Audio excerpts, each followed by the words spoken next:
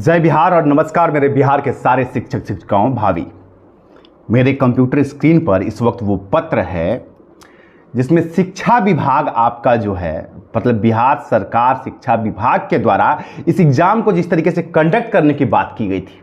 वो और बीपीएससी जिस तरीके से कर रहा है, मसलन आपको मैं उदाहरण के लिए बताता चलूं, पूरी वीडियो विस्तृत में चर्चा करूंगा। नेगेटिव मार्किंग को लेकर के बिहार शिक्षा विभाग इसके पक्ष में नहीं है, जबकि बीपीएससी अपने स्टैंडर्ड को लेकर के बाउंडेड है और वो जो है इसमें जो है आपके लिए नेगेटिव मार्किंग लेकर के आ रहा है। ईडब्ल्यूएस रिजर्वेशन का मामला अलग है, 6 to 8 की रिक्तियों की जो गणना शिक्षा विभाग ने करके दी थी, बीपीएससी उससे डिसएग्री कर रहा है। तमाम ऐसे पक्षों को लेकर के दोनों के बीच में समन्वय नहीं बन पा रहा है और इसको लेकर के आप लोग का जो है नोटिफिकेशन आने में बार बार विलंब हो रहा है और बैठकों का दौर लगातार चल रहा है। इसी बीच में तमाम मामले ऑनरेबल कोर्ट में जा चुके हैं और इसको लेकर के भी शिक्षा विभाग कंसर्न है और इस कंसर्न को भी उसने दर्ज किया है। देखिए, जब मैं गया था पटना, मैंने आपको बताया था जब बात हुई थी, मुझे समझ में आया कि चीजें एकदम डिजास्टरली कैसे चेंज हो गई। क्योंकि एक तरफ आप देखिए तो वहां जो चीजें हुई थी 6 to 8 की गणना की बात की गई थी, नेगेटिव मार्किंग नहीं होगी इस तरह, क्योंकि शिक्षा विभाग के जो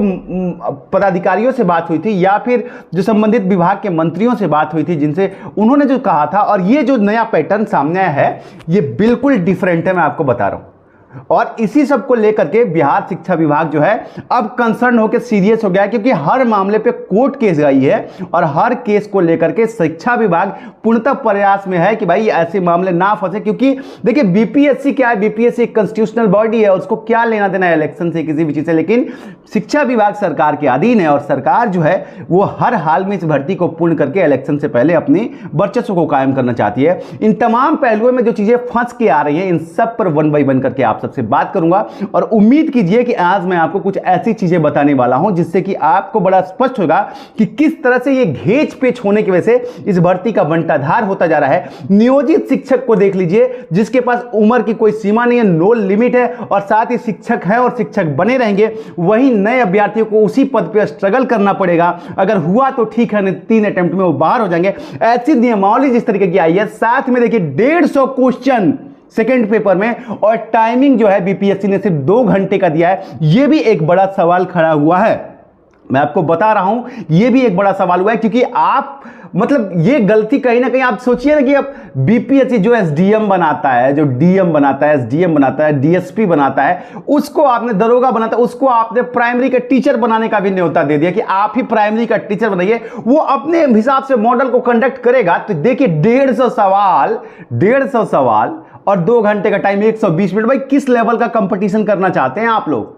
पेपर 2 की जहां तक मैं बात कर रहा हूं। तो ये तमाम चीजों को लेकर के बैठक जो है शिक्षा विभाग और बीपीएससी के बीच में चल रही है और इसके आउटपुट जो निकलने वाले इसके बारे में मैं आपसे बात करूं। तमाम पहले में बात करूंगा, इससे पहले एक निवेदन जरूर करूंगा कि अगर आप चैनल पे नए हैं या पुराने साथी आज तक सब्सक्राइब नहीं किए तो जरूर अपना प्यार दीजिए, समर्थन दीजिए और सब्सक्राइब जरूर कीजिएगा। इससे आपको हमेशा सही सटीक जानकारी और जहां तक को और चीजें वो आपको समय समय तक मिलती रहेंगी, तो सब्सक्राइब जरूर कीजिएगा। चलिए अब मैं बात करता हूं आपके तमाम पहलुओं पे। अच्छा, इससे पहले एक और मैं बात बोलूं कि अगर आप में से बहुत सारे साथी जो है लगातार तैयारी को लेकर के परेशान हैं कि आप क्या करें, कैसे तैयारी करें एग्जाम्स की, क्योंकि एग्जाम डिक्लेयर हो गया है, तो आपके लिए चक्षु प्रकाशन एक बेस्ट बुक लेके आया प्राथमिक विद्यालय अध्यापक को लेकर के। क्योंकि बिहार राज्य विद्यालय अध्यापक नियमावली 2023 के अंतर्गत इन्होंने जो है बुक डिजाइन किया है। पूरी तरीके से 2500 से ज्यादा बहुविकल्पीय क्वेश्चन है। साथ ही आप देखिए तो उसमें पेपर 1 जो आपका है भाषा, इंग्लिश और हिंदी, इसको लेकर के आपको अलग से एक्सटेंसिव कवर किया गया है। साथ ही पेपर 2 की बात करें, सामान्य अध्ययन जो 150 प्रश्नों का है, उसमें भी देखिए सामान्य जागरूकता हो, सामान्य अध्ययन हो, सामान्य विज्ञान हो, सामाजिक विज्ञान है, भारतीय राष्ट्रीय आंदोलन हो, भूगोल हो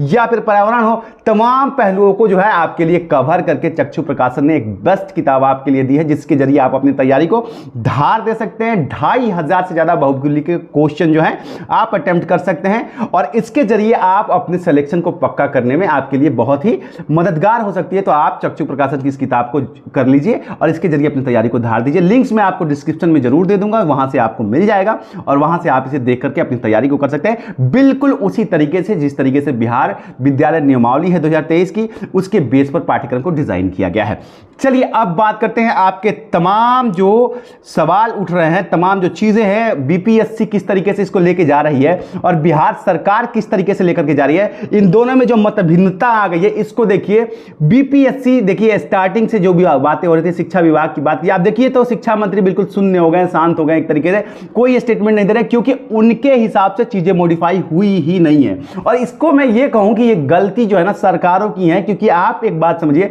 आज तक जो है शिक्षा विभाग स्वतंत्र रूप से शिक्षकों की नियुक्ति कर रहा था, नियोजित कर रहा था, जैसे भी कर रहा था, लेकिन वो स्वतंत्र था। अब जो है ये कोऑर्डिनेशन की बात आ गई है कि अब आप बीपीएससी से कोऑर्डिनेट कीजिए, बीपीएससी जैसा कहता है उस तरीके से कीजिए। अब बीपीएससी क्या है, एक ऐसी संस्था जिसने हमेशा से टॉप लेवल के एग्जाम्स किए हैं, अब वो टीचर्स की एलिजिबिलिटी को लेकर के जिस तरीके से पेपर डिजाइन कर रहा है, 150 क्वेश्चन 120 मिनट में, भैया टीचर हैं, यूपीएससी के कैंडिडेट नहीं है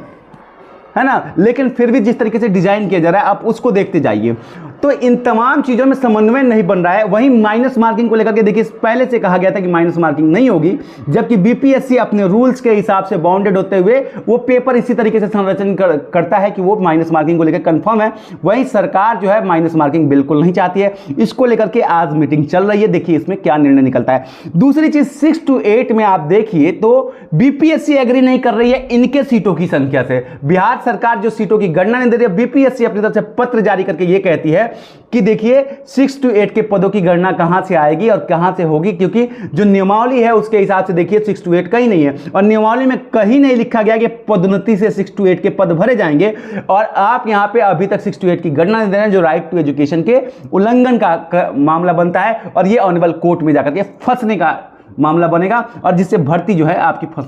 फंसने की तरफ बढ़ जाएगी। दूसरी बात मैं आपको करूं तो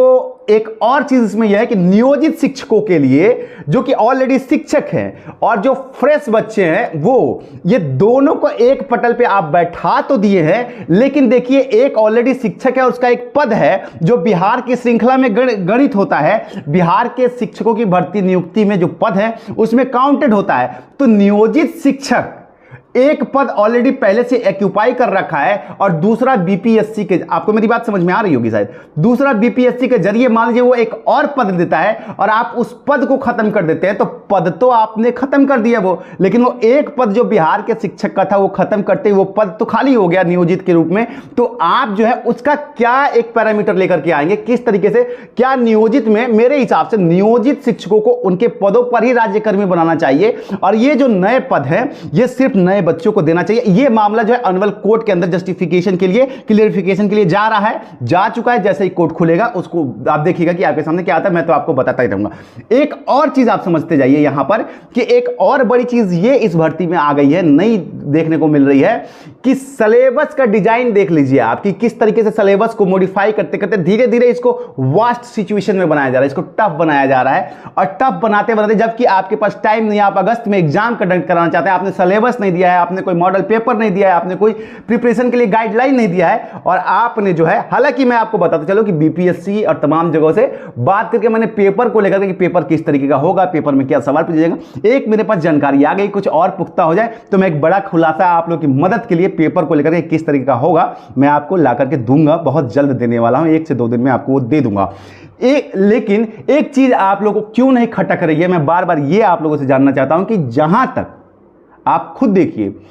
3 लाख पद, 3 लाख से पद घट के 2 लाख पद हुए। जब नियमावली आई तो 1,89,000 पद की गणना की गई थी, और फिर 9,000 पद गायब करके 1,70,459 पद बना दिए गए। तो ये पद धीरे धीरे डिक्रीज क्यों हो रहे हैं जो बढ़ने चाहिए थे, इसको लेकर के कोई सवाल नहीं उठा रहा है, क्योंकि सब जो है अपने अपने तैयारी में लगे हैं। आप पढ़ते रहिए, इसमें कोई दिक्कत नहीं है, लेकिन आप जरा इसको समझिए कि ये पद जिस तरीके से घटाए जा रहे हैं, क्या आने वाले समय में जब राइट टू एजुकेशन पे 30 पर 1 टीचर की बात होगी, 30 बच्चों पर 1 टीचर की जब बात होगी, तो क्या वहां पर यह मामला फंसेगा नहीं? क्या शिक्षकों के पद टीचरों के बच्चों के अनुपात में कम नहीं हो जाएंगे? और उस हिसाब से अगर होते हैं तो क्या यह भर्ती एक बार फिर से फंसेगी नहीं? तो ये तमाम सवाल जो है ये इस भर्ती पे उठ रही है, और इसीलिए शिक्षा विभाग जो है बीपीएससी के साथ सहमत नहीं हो पा रहा है, क्योंकि बीपीएससी को कोई लेना देना नहीं है कि आपका इलेक्शन होगा नहीं होगा, उससे क्या लेना, वो एक फ्री बॉडी है और वो अपने हिसाब से अपना एग्जाम कंडक्ट करेगी। वहीं राज्य सरकार के ऊपर ये इस बात का बड़ा दबाव है, क्योंकि पिछले 4 साल से जो चीज़ें नाटक चल रही हैं, कोई बच्चा इसे अनभिज्ञ नहीं है, हम लोग भी अनभिज्ञ नहीं है, और अगर ऐसा ही चलता रहा तो परिणाम सरकार को भी देखने को मिलेगा। तो